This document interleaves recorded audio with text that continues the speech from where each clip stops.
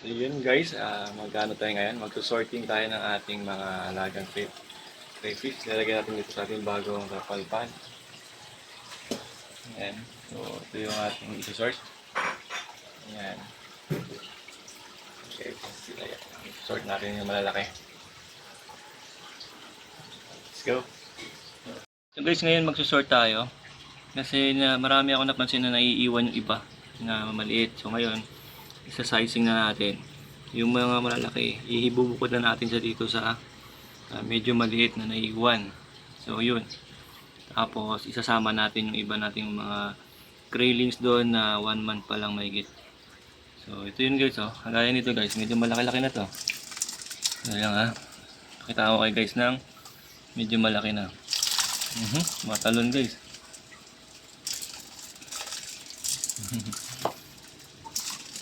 Yeah, kagaya nito guys, oh. May nahuli tayo. Ayan ha. Yan, so medyo malaki na to. Yan mga sipit niya guys, oh. So bubukod na natin yan. Wala na natin pagsa-sizing guys. Ito yung una natin kukunin ito. Yan. Guys, oh, malaki na, oh. May kinakagat pa siya agad, oh. Uy.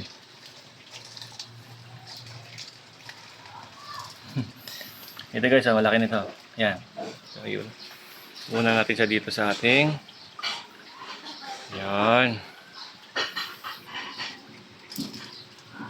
Guys, oh. Yan, sizing tayo. Sizing.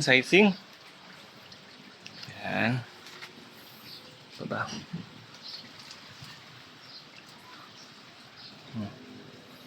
Lalaki na ito guys, oh. Ayun, oh. Yan guys, oh. Sipit nila, oh. Lalaki ito guys. Kulay pula, oh. Yan, lalaki yan. Yan. So, sobrang dami nito guys. Yan, oh. Sa-sizing na natin. Para makuha na natin yung sino talaga yung malalaki na. Yan. Tapos ibubukod natin dito yung malalaki. Yan dyan guys, nakita nyo. Yan dyan malalaki natin lalagay. So, doon natin ilagay yung maliliit sa grow out. 5. Malalaki pa ulit. 75 na yung nailipat natin guys. 75. So, pwede na siguro ito. 76. Ito. 76. Ano ba dito?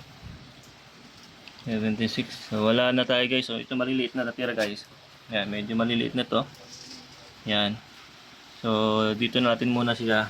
Dito natin sila ilalagay. Sa ating grow out pan. Yan. Acclimate muna natin sila dyan. Ilang minuto. Bago natin sila ibuhos. Yan guys. So, medyo maluwag to. Yan. Wala dyan hanggang dito. Ayun. Meron naman na silang aerator. Yan. Tapos, isasama natin to guys. Yung mga maliliit dito. Yan. Yan. So, i-harvest natin yan. Lagyan natin doon sa grow out. Yung ating mga graylings na second hatch. Yan guys, oh. Yan. Yan. 2 months old. Yan.